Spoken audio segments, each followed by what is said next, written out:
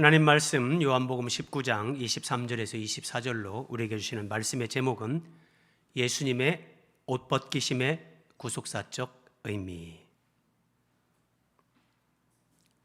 먼저 옷, 성경에서 우리에게 가르쳐주는 옷의 구속사, 하나님이 우리를 구원하는 그 구원 역사에 어떤 의미가 있는가, 옷의 구속사적 의미를 함께 상고합니다. 창세기 2장 25절입니다. 하나님이 아담과 하와를 처음 창조하셨을 때 죄가 세상에 들어오기 전에 사람은 벌거벗었습니다. 그러나 부끄러워하지 않았습니다. 어떤 상태냐면 하나님이 사람을 창조하셨는데 그 사람의 창조된 그 모습이 하나님의 영광을 담고 있고 하나님의 영광으로 이렇게 덮여 있는 거예요. 그래서 하나님이 보시기에, 자, 여러분, 우리가 자연을 보면서 아름답다 감탄하잖아요. 하나님이 창조하신 창조물 중에 사람이 최고입니다. 인간이 하나님의 창조의 절정입니다. 그래서 하나님이 죄가 들어오기 전에 사람을 보시면, 사람을 보면서 하나님이 아름답다, 하나님도 그렇게 기뻐하시는 거예요. 그런 상태에서 옷이 필요가 없는 거예요. 옷이. 그런데 이제 죄가 들어왔죠. 아담과 하와가 하나님의 말씀에 불순종하고 하나님이 금하신 선악과를 먹었어요. 그래서 이제 사람에게, 이 세상에게 아담을 통해서 죄가 들어왔어요. 이에 그들의 눈이 밝아져 자기들이 벗은 줄을 알고 무화과나무 잎을 엮어 치마로 삼았더라. 무화과나무 잎으로 치마를 만들어서 남자와 여자가 부끄러운 부분을 가렸어요.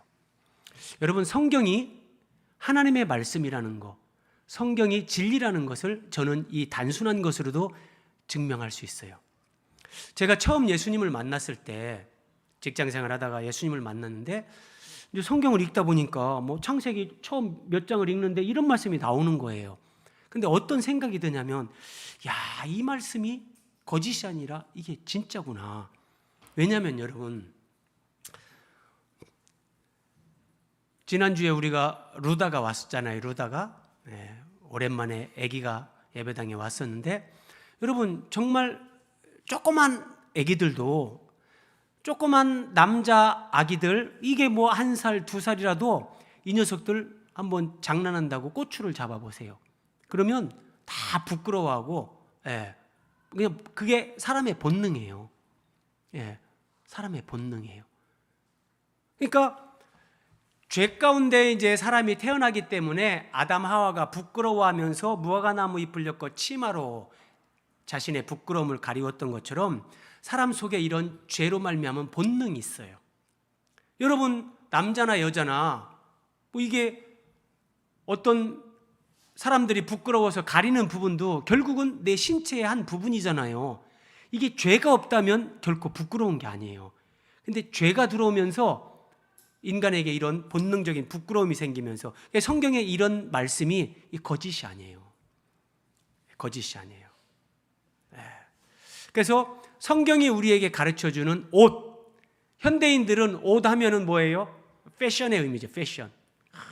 자기를 표현하고 자기를 어떻게 사람들에게 더 어필하기 위해서 더 멋지게, 저 같은 경우는 오늘 왜 빨간색 이런 차이나카라 셔츠를 입었을까요? 고난주간이니까. 다 이런 나름대로 의미를 가지고. 그냥 성경을 모르면 처음에는 사람이 옷을 입게 된 것이 날씨가 추우니까 옷을 입었겠지. 아니면 이렇게 숲속이나 밀림 같은 데 살면서 피부를 보호하기 위해서 옷을 입었겠지. 그렇게 생각할 수 있어요. 그런데 성경이 우리에게 가르쳐 주는 옷의 기원은 죄와 연관이 되는 거예요. 오늘날 우리가 입고 있는 이 옷은 죄로 인한 부끄러움을 가리기 위해서 고안된 것이다. 사람이 무화과나무 잎으로 치마를 만들어서 부끄러운 곳을 가렸어요. 아담과 하와가. 그런데 하나님이 이제 그 아담과 하와에게 내가 여자의 후손을 보내서 너희들을 구원하겠다. 영적으로는 마귀에게 종로로 타면서 이제 부패한 본성에 갇히고 죽음에 갇혀서 살아가는 인생들, 이게 모든 아담의 후손들의 운명이에요. 그것을 인간 스스로 어떻게 할 수 없기 때문에 하나님이 내가 여자의 후손을 보내겠다, 남자 없이 태어나는 하나님의 아들 예수님을 가리키는 거예요. 그래서 예수님은 남자 여자가 결혼을 해서 태어나시는 분이 아니라 마리아의 몸을 빌어서 성령의 능력으로 잉태돼서 하나님의 영으로 잉태돼서 예수님이 태어나시는 거예요. 그래서 예수님은 하나님의 아들이 사람으로 이 땅에 태어나시는데 죄 없이 태어나시는 거예요. 자, 어쨌든 여자의 후손을 보내서 너희를 구원하겠다 말씀하시고 하나님이 아담과 그의 아내 하와를 위하여 가죽옷을 지어 입히셨다. 가죽옷을 지어 입혀줍니다. 예전에 우리가 창세기 공부할 때 다 한번 살펴봤는데 하나님이 가죽옷을 지어서 아담과 하와에게 입혀줬다는 것은 성경의 의미를 모르면 사람들은 이렇게 생각해요. 무화과 나무 잎으로 치마를 만들어 입었으니 햇볕을 받으면 무화과 나무 잎이 저기 얼마나 가겠나. 오래 가야 하루 이틀이고 금방 무화과 나무 잎이 다 깨지고 그 치마 구실을 못하니까 하나님이 오래 입으라고 가죽옷을 만들어줬지. 저도 처음 믿음 생활할 때는 그냥 그렇게 생각했어요, 막연하게. 근데 그게 아니라 하나님이 가죽옷을 지어서 아담과 하와에게 입혀 주시기 위해서는 가죽 있는 짐승이 대신 죽었다는 거예요. 죄는 아담과 하와 사람이 졌어요. 근데 그 사람의 부끄러움을 가리기 위해서 가죽 있는 짐승이 대신 죽었어요. 여기서 하나님은 대속교리, 죄는 인간이 지었는데 죄 없으신 하나님의 아들이 사람으로 오셔서 우리 대신 죽어주심으로 우리를 구원하시는 하나님의 이 대속교리, 이것을 지금 여기서 계시해 주는 거예요. 네. 그래서 가죽옷을 지어 입히시고 아담과 하와를 에덴 동산에서 하나님이 쫓아내십니다.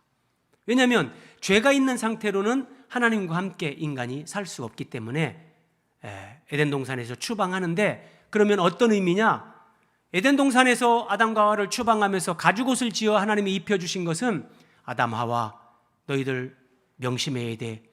이 가죽옷을 입고 너희들이 살아가면서 너희들 부끄러움을 가려주기 위해서 가죽 있는 짐승이 죽은 것처럼 때가 되면 하나님이 약속한 여자의 후손이 너희를 구원하러 올 거야. 근데 그 여자의 후손이 이 땅에 와서 너희 대신 죽음으로 너희를 구원해 줄 거야. 그래서 너희는 하나님이 약속하신 구원자, 여자의 후손으로 오시는 그 구원자를 믿고 소망하면서 믿음과 소망으로 살아가거라. 그러면 하나님이 때가 되면 너희에게 그 약속을 지키실 거다. 이런 의미로 가죽옷을 지어 입히시고 에덴 동산에서 추방을 하신 겁니다. 자, 이제 거꾸로 이제 옷 벗김의 수치, 사람이 옷을 벗는 거, 이것의 영적인 의미를 한번 에스겔 말씀을 중심으로 살펴봅니다. 자, 에스겔 16장 5절에서 7절입니다. 네가 나던 날에, 자, 일단 이스라엘 백성들을 하나님이 대상으로 말씀하시는 거예요.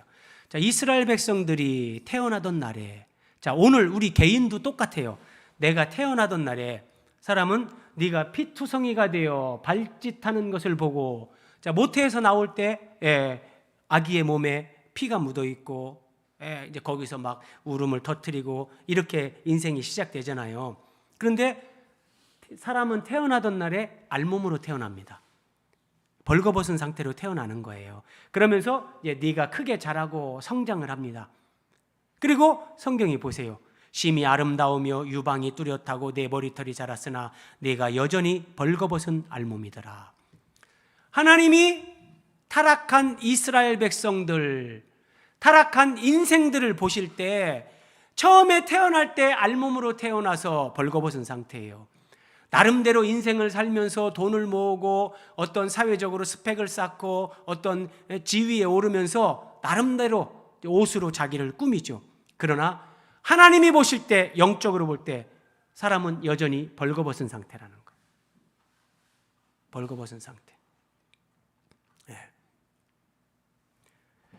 내가 네 곁으로 지나며 내게 맹세하고 언약하여. 그래서 하나님이 이 벌거벗은 상태의 이스라엘 백성들, 오늘날의 내 곁으로 지나가다가 하나님이 나를 만나주시는 거예요. 그리고 나에게 맹세하고 언약하세요. 이게 예수님을 믿게 하고 새 언약 백성이 되게 하는 거예요. 너를 내게 속하게 하였느니라. 이제 하나님의 백성 그리스도인이 되게 했다는 거예요. 그리고 그 증거로 수놓은 옷을 입히고 예쁜 옷을 입혀주는 거예요. 자, 벌거벗은 상태로 길거리에 버려진 여인. 그런데 하나님이 그런 여인에게 수놓은 아름다운 옷을 입히고 머리에 왕관을 씌워줬어요. 그리고 왕후의 지위에 올렸느니라. 예수님이 만왕의 왕, 하나님의 아들이세요. 그래서 예수님을 믿는 사람들은 이제 예수님의 신부, 그래서 왕후의 지위에 올랐다. 하나님이 이렇게 은혜와 영광을 입혀준 거예요. 여러분, 이건 비유가 아니라 실제예요, 실제. 나중에 우리가 하나님 나라에 가면 우리는 주님과 더불어 왕노릇 한다니까요. 너무 이 땅에 살면서 오늘 현실에 너무 그렇게 매이지 마세요. 우리는 내가 원하든 원치 않든 우리는 주님의 신부, 왕후가 되어서 영원히 주님과 함께 사는 그런 구원받은 사람들이에요. 자, 이런 은혜를 입었는데 이스라엘이 근데 어떻게 하는가 보세요. 에스겔 16장 16절. 네가 의복을 가지고 하나님이 수놓은 예쁜 옷을 입혀줬잖아요. 그런데 그 의복을 가지고 너를 위하여 각색으로 산당을 꾸미고. 우리나라 여러분 이렇게 한번 생각해 보세요. 예전에 우리나라에 이렇게 막 무속신앙들 그러면은 어떤 고목나무에 천조가리 같은 것을 걸어놓는다든지 딱 이런 거 보면은 울긋불긋한 그런 옷색을 가지고 막 그렇게 해놓잖아요. 그 연상해 보시면 돼요. 하나님이 예쁘게 수놓은 옷, 구원의 옷을 입혀줬는데 그 의복을 가지고 산당을 꾸몄다. 우상을 섬기는 그런 산당을 꾸미는 거예요. 거기서 행음하였느니라. 이 우상숭배했다는 거, 우상숭배. 이런 일은 전무후무하니라. 하나님이 정말 이렇게 은혜와 영광을 베푼 거예요. 예수님의 신부로, 우리를 하나님의 자녀로 그렇게 영광스럽게 옷 입혀줬는데 세상에 그 옷을 가지고 산당을 꾸미고 우상을 숭배하는 이런 일을 했다는 거예요. 이런 일은 세상에 없었다. 이 배은망덕 중에 정말 최악이죠, 최악. 이런 배은망덕이 없었다는 거예요. 그래서 하나님이 어떻게 하시는가 보세요. 내가 또 너를 그들의 손에 넘기리니. 그래서 이제 이방인들에게 이스라엘 백성들이 멸망하고 포로로 끌려가게 합니다. 그들이 내 누각을 헐며 내 높은 대를 부수며 내 의복을 벗기고 옷을 벗깁니다. 내 장식품을 빼앗고 내 몸을 벌거벗겨 버려두며. 자, 여기에 옷을 벗기는 게 나옵니다. 그러니까 옷을 벗기는 그 의미는 하나님이 은혜와 영광으로 정말 가장 아름답게 존귀하게 옷을 입혀준 그런 존재가 되게 했는데, 옷을 벗긴다는 것은 사람이 그 하나님이 주셨던 은혜와 영광에서 떨어지는 거예요. 수치와 부끄러움,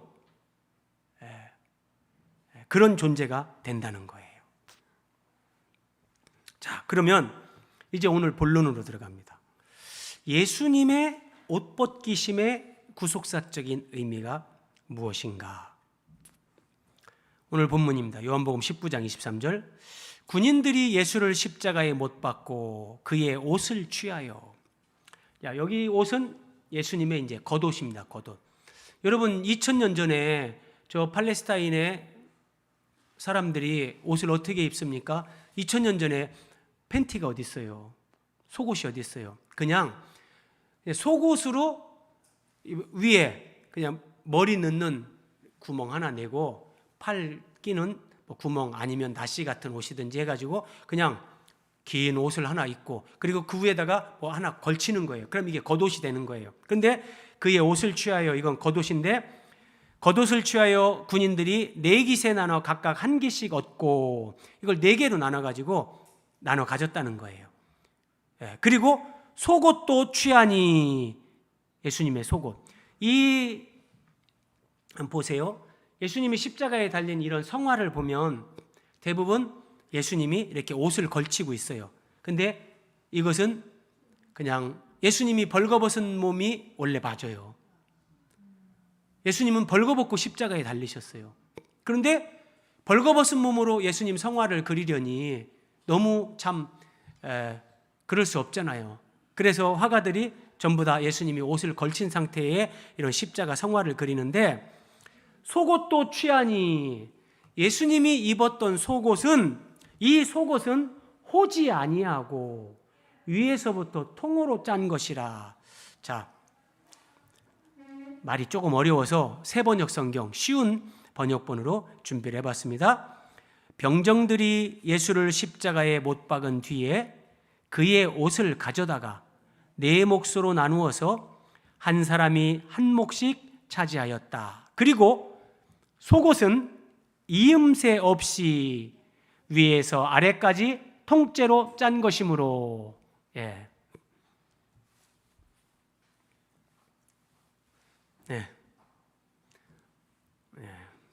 속옷은 이음새 없이 위에서 아래까지 통째로 짠 것이므로, 이게 예수님이 입으셨던 속옷이에요. 그런데 이 속옷을 군인들이 취했다는 거예요. 그러면 예수님에게서 속옷도 벗긴 거예요. 그래서 예수님은 십자가에 달리실 때 그냥 벌거벗은 몸이 되는 거예요. 그러면 우리가 그 옷 벗김의 의미를 앞에서 살펴봤잖아요. 예수님이 완전히 옷을 벗고 십자가에 달리셨다는 것은, 예수님은 하나님의 아들, 하나님이세요. 영원부터 한순간도 아버지 하나님과 떨어진 적이 없어요. 그런데 예수님이 옷 벗기심을 당했다는 것은 1차적으로 예수님에게 있는 하나님의 임재의 은혜와 영광, 그 어떤 신적인 은혜와 영광, 이것을 하나님께서 예수님에게서 다 그냥 걷어버린 거예요. 왜? 우리에게 구원의 옷, 영광의 옷을 입혀주기 위해 예수님은 십자가에서 대신 저주를 받으시고 가장 비참하게 되는 거예요. 24절입니다. 군인들이 서로 말하되 이것을 찢지 말고, 속옷이죠? 그러니까 겉옷은 군인 4명이 나눠 가졌잖아요. 그렇죠? 찢은 거예요. 근데 이것을, 속옷을 찢지 말고 누가 얻나? 제비 뽑자. 속옷은 통으로 되어 있는데 이것을 군인 4명이 나눠 가지면 상품 가치가 떨어지잖아요. 자기들이 어떻게 그걸 입을 수도 없고. 그래서 제비뽑기에서 한 사람이 갖게 하자, 이렇게 얘기를 하는 거예요. 이는 성경에 그들이 내 옷을 나누고 내 옷을 제비뽑나이다 한 것을 응하게 하려 함이로라.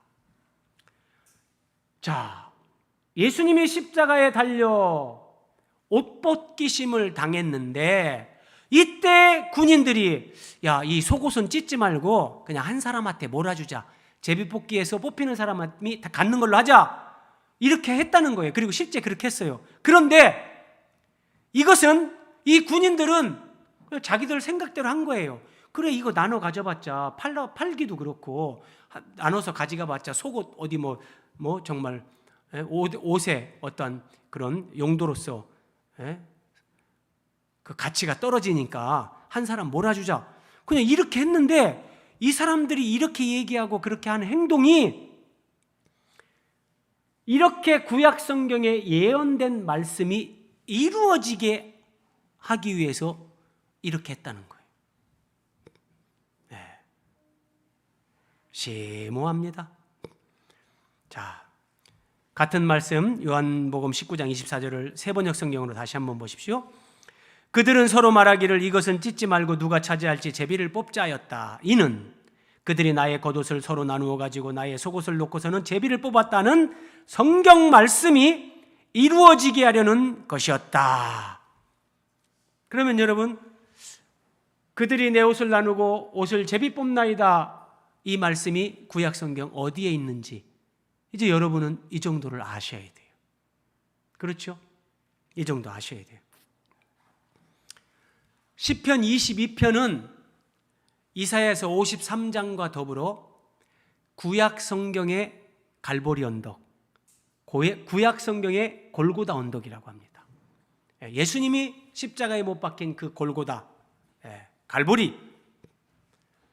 그러니까 시편 22편, 이사야 53장을 보면 정말 그 예수님의 고난당하심이 너무나 상세하게 그렇게 예언되어 있기 때문에 그렇게 표현하는 거예요. 그런데 그 시편 22편 1절, 다윗의 시인데 내 하나님이여 내 하나님이여 어찌 나를 버리셨나이까. 다윗이 이렇게 시편을 기록했는데 이 말씀이 예수님에게서 이렇게 성취가 됩니다. 마태복음 27장 46절, 제9시쯤에 예수께서 크게 소리질러 이르시되 엘리 엘리 라마 사박다니, 이는 곧 나의 하나님 어찌하여 나를 버리셨나이까. 다윗은 이런 시편을 지었는데 이것이 십자가상의 예수님에게서 성취가 되는 거예요. 여러분, 하나님은 이런 분이세요. 다윗은 예수님보다 1000년 전에 존재했던 인물입니다. 하나님에게 1000년은 우리가 생각하는 그런 시간 개념이 아니에요. 우리가 생각할 때는 대한민국, 지금 내가 겪고 있는 큰 문제, 세계적인 문제 이러지만 하나님이 볼 때는 그냥 티끌 하나예요. 티끌 하나. 중요한 것은 하나님을 아는 것과 그 하나님을 신뢰하는 거죠. 자, 시편 22편 16절, 개들이 나를 에워쌌으며 악한 무리가 나를 둘러 내 수족을 찔렀나이다. 다윗이 이렇게 기록을 했는데 예수님에게서 어떻게 성취되는가 보세요. 악한 무리가 나를 둘러 내 수족을 찔렀나이다. 지금 예수님을 십자가에 못 박는 그 군인들, 대제사장들이 파송한 사람들, 그리고 수많은 군중들, 악한 무리들이 자 예수님을 둘러싸고 있죠. 그리고 내 수족을 찔렀나이다. 수족, 예수님의 양손과 양발에 못 박힌 것, 내 수족을 찔렀나이다. 이렇게 성취가 되는 거예요. 그리고 오늘 시편 20편 18절, 내 겉옷을 나누며, 앞에서 겉옷 나눈 거 여러분 잘 보세요. 겉옷은 네 사람이 나눴어요. 근데 속옷은 제비 뽑아요. 나누지 않고. 이런 거 하나까지도 완벽하게 성취가 됩니다. 내 겉옷은 나누며 속옷을 제비 뽑나이다. 시편 22편 18절에 이렇게 예언되어 있는데 이것이 오늘 요한복음 19장 23절 24절에서 그대로 성취가 되는 거예요. 군인들이 예수를 십자가에 못 박고 그의 옷을 취하여 네 깃에 나누어 각각 한 깃씩 얻고 속옷을 취하니, 이는 성경에 그들이 내 옷을 나누고 내 옷을 제비 뽑나이다 한 것을 응하게 하려 함이로라. 여러분 놀랍지 않습니까? 하나님의 말씀이 이렇게 완벽하게 성취가 되는 거예요. 자, 여기서 우리가 생각해야 될 게 있습니다. 그러면 제가 시간 관계상 시편 22편에서 3가지 예언 성취된 것만 소개를 했는데 다 하면은요 적어도 10가지는 됩니다. 10가지 예수님에게서 그대로 성취되는 게. 그런데 복음서에는 시편 22편의 예언의 말씀이 예수님에게서 성취된 내용들이 많이 나옵니다. 그런데 왜 사도 요한은 다른 예언의 성취보다, 예를 들어서 우리가 살펴본 대로 여러분, 자, 군인들이 예수님의 속옷을 제비 뽑기 했다. 이것이 더 큰일 같습니까? 아니면 예수님이 십자가에서 나의 하나님 어찌 나를 버리셨나이까? 이게 더 큰 것 같습니까? 비중으로 볼 때 그냥 예수님 속옷을 제비 뽑기 한 것보다 예수님이 나의 하나님 어찌 나를 버리셨나이까? 이것이 더 우리는 크게 느껴지잖아요. 그러면 예를 들어서 예수님이 엘리 엘리 라마 사박다니 할 때 이것은 그 말씀이 응하게 하려 함이라 이렇게 했다든지, 이해되시죠? 뭐 이렇게 하면 돼. 아니면 양손과 발에 못 박을 때 악한 무리들이 나를 둘러싸고 내 수족을 찔렀나이다. 이거 봐라. 그대로 예수님에게서 이게 성취됐다. 그래서 이 나사렛 예수님이 하나님이 보낸 그리스도가 맞다. 이렇게 성취됐다. 이렇게 얘기하면 더 설득력이 있을 건데 그런 거 가지고는 성경이 이렇게 응했다. 이렇게 말하지 않고 사도 요한은 군인들이 예수님의 속옷을 제비 뽑는 이 내용, 이걸 가지고 이것이 성경을 응하게 한 것이다. 이렇게 지금 증거하고 있다는 거예요. 왜 예수님 속옷을 제비 뽑게 한 거? 다시 말해서 예수님이 속옷까지 벗김을 당하시고 예수님의 그 옷 벗기심이 매우 우리에게 중요한 구속사적 의미가 여기에 담겨 있기 때문에 여기에 사도 요한은 초점을 맞춰서 성경을 응하게 하려 한 것이다. 이렇게 증거하고 있다는 겁니다. 자, 한번 이 말씀 보십시오. 창세기 3장 10절. 내가 동산에서 하나님의 소리를 듣고 벗었으므로 두려워하여 숨었나이다. 여러분, 지금 하나님이 창조하신 첫사람 아담이 벗었습니다. 벌거벗었어요. 죄 때문에 벗었죠? 그런데 아담은 오실자의 모형이라, 아담은 이 땅에 오시는 마지막 아담이신 예수 그리스도를 모형과 그림자, 예표로 보여주는 인물입니다. 그런데 요한복음 19장 23절에서 군인들이 예수를 십자가에 못 박고 그 옷을 취하여 네기세 나눠 각각 한 개씩 얻고 속옷도 취하니 이 속옷은 호지 아니하고 위에서부터 통으로 짠 것이라. 첫사람 아담이 에덴 동산에서 벌거벗었습니다. 그런데 성경은 예수님을 마지막 아담이라 그래요. 마지막 아담이신 예수님께서 골고다 언덕에서 벌거벗김을 당하십니다. 성경은 지금 이것을 대조시켜서 우리에게 메시지를 주는 겁니다. 보십시오. 그래서 마지막 아담, 참 기가 막힌 표현이에요. 고린도전서 15장 45절에 예수님을 사도 바울이 이렇게 표현해요. 마지막 아담. 둘째 아담 그러면 큰일 나는 거예요. 왜냐하면 그러면 또 셋째 아담, 넷째 아담 그러거든요. 그래서 이단의 교주들이 내가 구원자다, 내가 이 시대 재림 예수다, 이따 얘기들을 하는데 아니에요. 예수님이 마지막이에요. 마지막 아담 예수 그리스도. 첫사람 아담은 자기 죄 때문에 벌거벗었어요. 그런데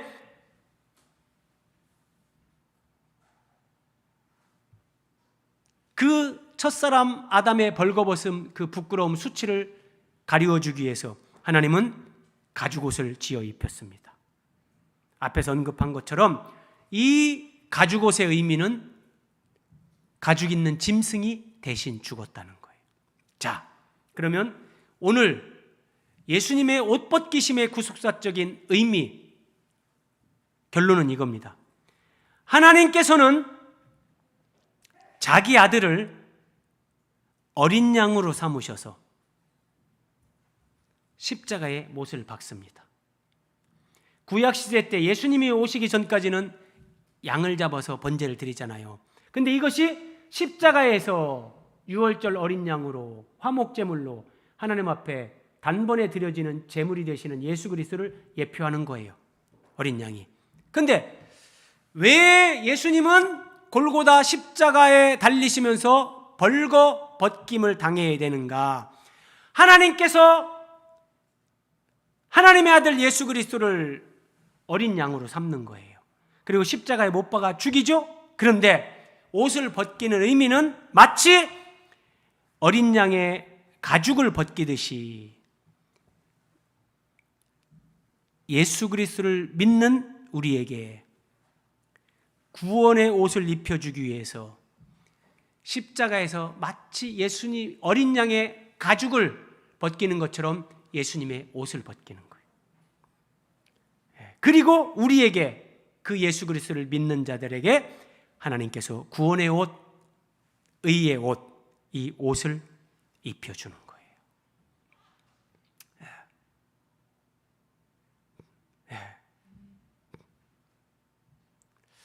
저는 말씀 준비하면서 이 부분에서 가장 제 가슴에 큰 은혜를 누렸습니다. 마치 어린 양의 가죽을 벗기듯이 예수님이 벌거벗게 하는 거예요. 그리고 그 예수 그리스도를 믿는 자들에게 하나님이 구원의 옷을 입혀주는 거예요. 이것을 성경은 우리에게 계시하고 싶은 거예요. 그래서 시편 22편에 내 옷을 제비 뽑나이다, 이런 말씀이 예언으로 기록되게 하고 그 말씀이 그대로 성취되는 걸 통해서 하나님은 성경을 읽는 모든 독자들이, 예수 그리스도를 믿는 모든 그리스도인들이 이런 하나님의 사랑, 예수 그리스도의 은혜, 이런 것들을 깨닫기를 원하셨던 거예요. 갈라디아 3장 27절입니다. 누구든지 그리스도와 합하기 위하여, 연합하기 위하여 세례를 받은 자는 그리스도로 옷 입었느니라. 이거 보세요. 우리가 예수님을 믿고 세례를 받고 이제 그리스도인이 될 때 우리는 우리 눈에 영적으로 보이지 않지만 예수 그리스도로 옷 입는 거예요. 우리가 예수 그리스도로 옷 입는 거예요. 그리고 이것이 어떻게 성경 전체적으로 연결이 되는가 보세요. 이사야 61장 10절, 내가 여호와로 말미암아 크게 기뻐하며 내 영혼이 나의 하나님으로 말미암아 즐거워하리니 이는 그가, 하나님이 구원의 옷을 내게 입히시며, 구원의 옷, 공의의 겉옷을 내게 더하심이 신랑이 사모를 쓰며 신부가 자기 보석으로 단장함 같게 하였음이라. 여러분 아래 사진 한번 보세요. 신부가 자기 보석으로 단장함 같게 하였도다. 예수 그리스도로 옷 입고 이제 우리가 믿음 생활을 하면 그 신앙 여정 가운데 신부가 자기 보석으로 단장함 같게, 여러분 목걸이를 하고 반지를 끼고 왕관을 쓰고, 이게 진짜 무슨 다이아몬드, 황금, 보석으로 치장을 하는 것이 아니라, 보석은 뭐예요? 변하지 않는 하나님의 속성, 하나님의 영원성, 거룩, 사랑, 이런 하나님의 성품을 닮아가는 것으로 단장하게 되는 거예요.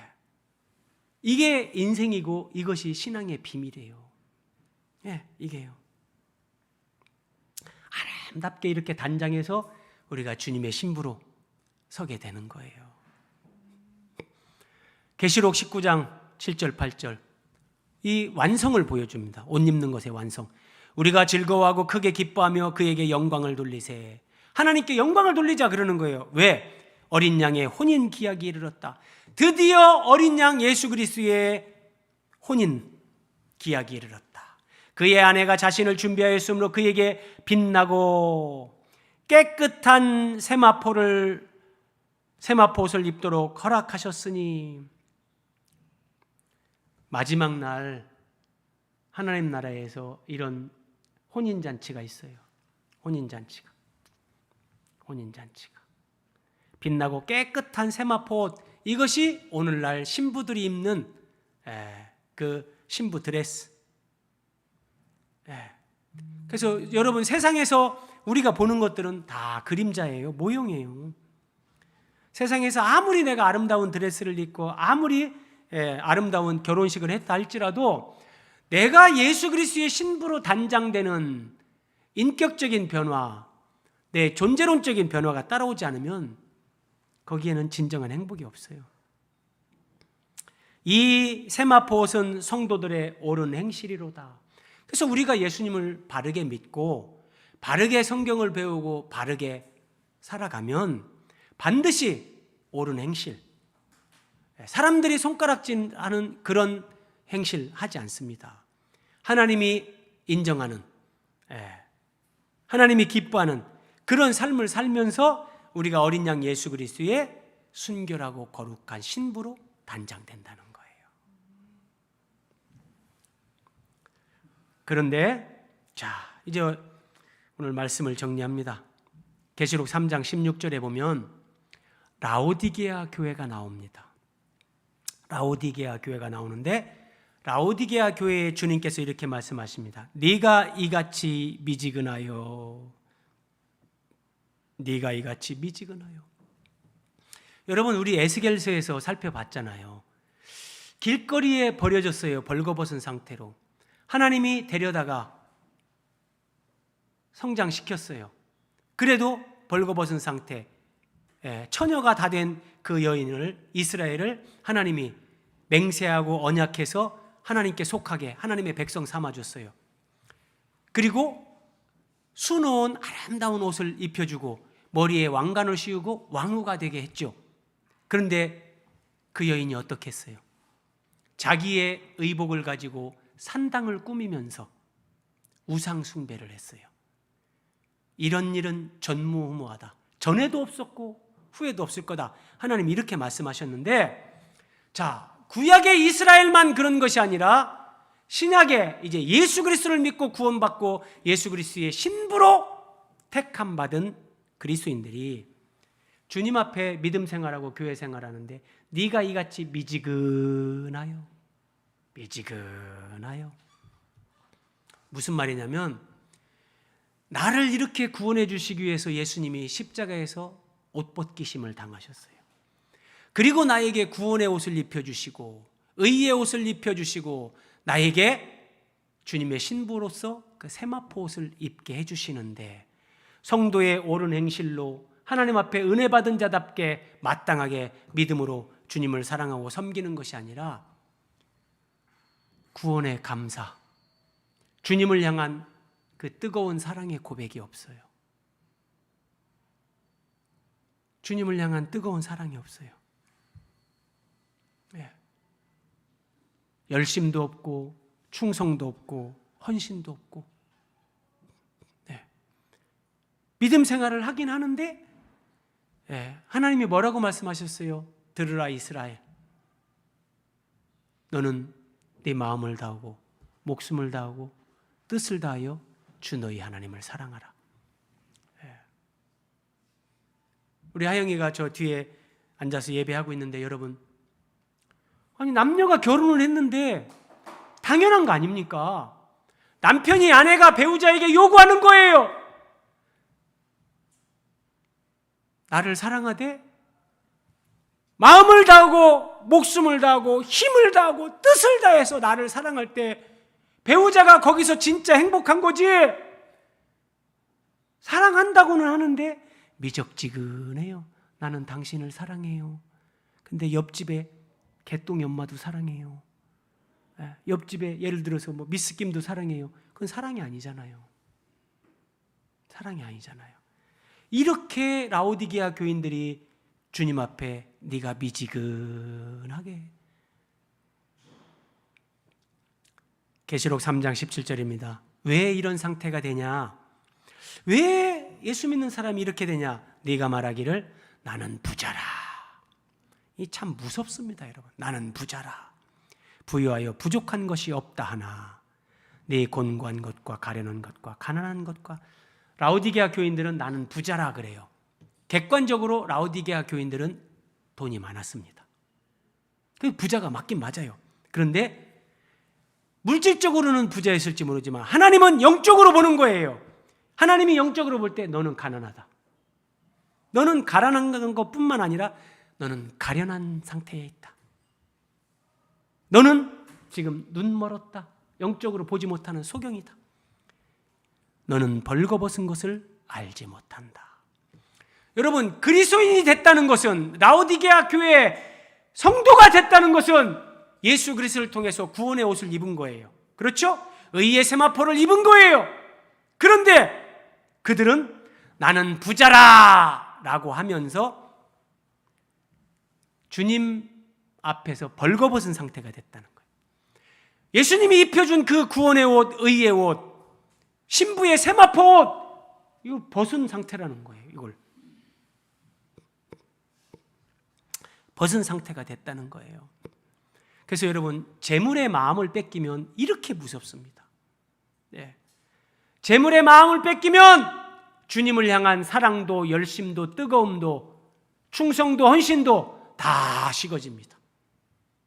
주님과 복음과 교회를 위해 내가 사랑하고 헌신하고 충성하던 것들 다 식어집니다. 그런데 자기는 부자라고 혼자 착각해요. 뭐 통장에 잔고 있겠죠. 돈은 있겠죠. 나는 부자라고 하는데 하나님은 너는 가련한 인생이다. 너는 가난하다. 너는 눈멀었고 벌거벗었다. 여러분, 하나님이 라오디게아 교인들은 나는 부자다 그러잖아요. 근데 하나님은 너는 가난하다 그래요. 동그라미 4번 보세요. 이들은 하나님이 보실 때 가난한 사람들입니다. 세상에서는 재물이 많으면 세상에 사는 동안 내가 부자라고 할 수도 있겠죠. 그런데 그게 얼마나 갑니까? 여러분, 그게 얼마나 갑니까?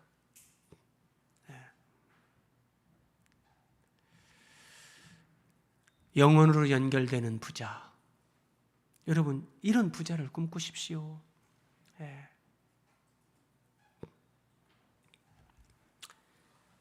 주님 앞에서 이 사람들은, 라오디게아 교회 교인들은 예배 안 했겠습니까?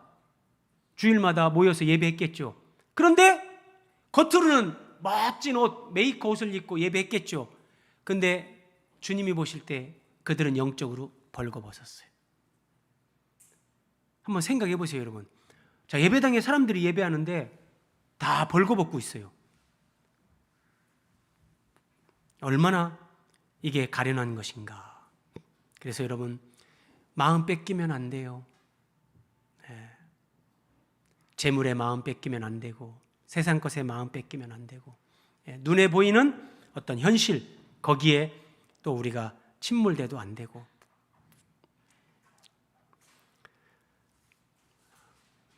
오늘 24절 말씀 끝으로 한번 보십시오. 군인들이 서로 말하되 이것을 찢지 말고 누가 얻나 제비 뽑자 하니 이는 성경에 그들이 내 옷을 나누고 내 옷을 제비 뽑나이다 한 것을 응하게 하려 함이러라. 군인들은 이런 일을 하고. 이 말씀이 참 울림으로 다가왔습니다. 군인들은 이런 일을 하고. 여러분, 아래 설명 보세요. 예수님은 지금 십자가에서 우리의 구원의 옷을 준비하십니다. 우리에게 영원한 생명을 주십니다. 우리가 하나님의 자녀가 되도록 은혜를 베푸십니다. 우리가 예수 그리스도 안에서 죄를 이기고 욕심을 이기고 세상을 이기고 자기 자신을 이기고 사탄을 이기는 자가 되도록 우리에게 승리를 주십니다. 십자가에서 예수님은 우리가 그리스도의 몸이 되게 하고 주님의 신부인 교회가 되게 합니다. 그래서 주님과 함께 영원히 왕노릇하게 하는 그 영광을 예비하고 계십니다. 이런 말로 표현할 수 없는 은혜와 영광을 예수님은 십자가에서 준비하고 계시는데, 군인들은 이런 일을 하고 예수님 속옷을 제비 뽑게 하는 거예요. 예수님 속옷을 누가 가질 것인가? 예수님이 십자가에서 예비하시는 우리에게 베푸시려고 하는 그 은혜와 영광에 비하면 예수님의 속옷은 한 사람이 제비 뽑기에 당첨돼서 다 갖는다 할지라도 정말 초라한 것이죠. 군인들은 이런 일을 하고. 오늘 저와 여러분은 어떻습니까? 우리는 구원받은 그리스도인, 예수 그리스도의 십자가 군사. 그런데 그리스도인들이 이런 일을 하고 예수님을 통해서 내가 세상에서 조금 더 높아지고 잘 되는 것, 그런 것들은 추구하는데 정작 옷 벗기심을 당하고 십자가에서 우리를 위해 예수님이 예비하시는 이런 은혜와 영광에 대해서는 그리스도인들이 별 관심이 없어요. 이게 주님의 안타까움. 이게 어떻게 보면 고난주간에 우리가 묵상해야 될 주님의 큰 진정한 고난 가운데 하나란 말이에요. 사람들은 이런 부분에 대해서 관심이 없어요. 관심이 없어요. 아무리 설교를 들어도, 아무리 설교를 들어도 여전히 내 현실 문제 이거 조금 더 내가 세상에서 부자로 사는 거, 여러분, 그게 속는 거예요. 그게 우리가 영적 소경이에요. 영적으로 가련한 상태에 있는 거예요. 네 눈 먼 것을 알지 못한다. 가련한 것을 알지 못한다. 주님이 라오디게아 교회에 말씀하신 이거요. 자, 그래서 계시록 3장 18절 라오디게아 교회에 이렇게 말씀하십니다. 주님께서 내가 너를 권하노니 내게서 불로 연단한 금을 사서, 금을 사라 그래. 금. 오해하면 안 돼요. 여러분, 금은 하나님의 생명, 하나님의 속성, 하나님의 성품. 자, 이것을 얻기 위해서 여기에 초점을 맞추고 하나님의 생명과 성품으로 자라가는 여기에 초점을 맞추고 살아가라는 거예요. 그리고 흰 옷을 사서 입어. 흰 옷을 사서 입어. 자, 흰 옷을 사서 입는 게 뭐겠어요? 구원의 옷, 의의 옷, 세마포 옷, 뭐예요?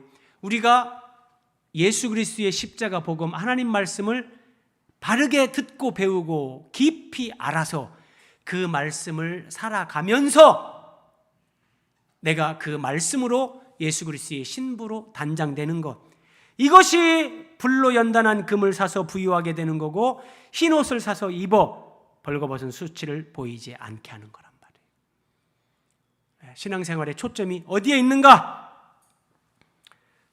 말씀을 마무리합니다. 내가 사랑하는 자를 책망하여 징계하노니 그러므로 네가 열심을 내라. 회개하라. 열심을 내라. 회개하라. 여러분, 이제 고난주간입니다.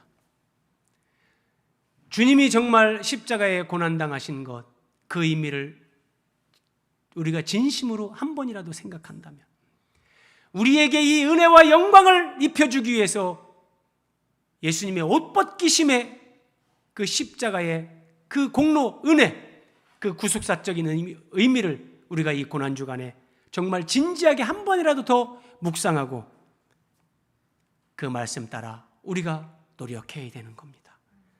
이것이 열심을 내고 회개하는 것. 주님은 우리를 위해 십자가에서 모든 걸 다 주셨습니다.